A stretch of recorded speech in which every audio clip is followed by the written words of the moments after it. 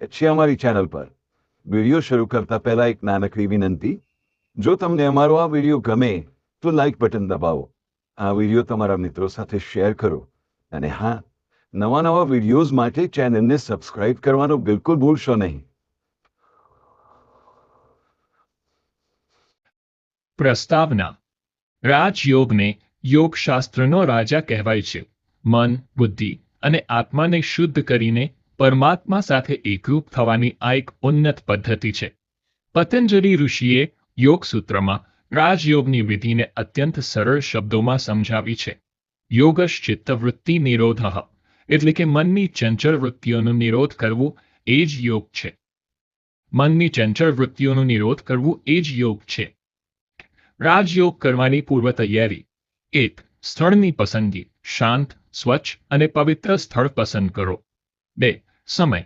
વહેલી સવારે બ્રહ્મ મુહૂર્ત અથવા સાંજનો સમય શ્રેષ્ઠ માનવામાં આવે છે। 3. આસન। પદ્માસન, સુખાસન કે અર્ધ પદ્માસન જે અનુકૂળ હોય તે આસનમાં સ્થિર બેસવું। 4. શરીર મન શુદ્ધિ। યોગ કરતા પહેલા સ્નાન, શુદ્ધ ખોરાક અને સકારાત્મક ચિંતન જરૂરી છે। ઓમ। રાજયોગ કરવાની વિધિ। 1. શ્વાસનું નિયંત્રણ। પ્રાણાયામ। શાંત થઈને દીર્ઘ શ્વાસ લો અને ધીમે ધીમે છોડો। મનને શ્વાસ પર કેન્દ્રિત કરો। 2. મનનું એકાગ્રતા ધારણા। ભ્રૂમધ્ય એટલે કે આંખોની વચ્ચે કે હૃદય સ્થાને મનને કેન્દ્રિત કરો। ઓમ જાપ કે પરમાત્માની સ્મૃતિ રાખો। 3. ધ્યાન। સતત એક વિચાર કે પરમાત્માના પ્રકાશ પર મનને સ્થિર રાખો।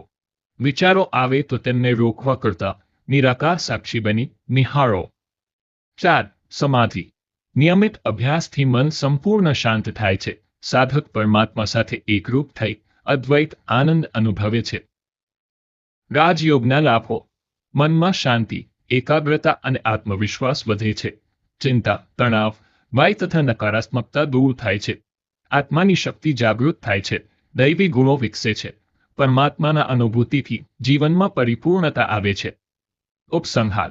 રાજયોગ એ માત્ર ધ્યાન કરવાની પદ્ધતિ નથી, પરંતુ જીવન જીવવાની એક દિવ્ય કલા છે।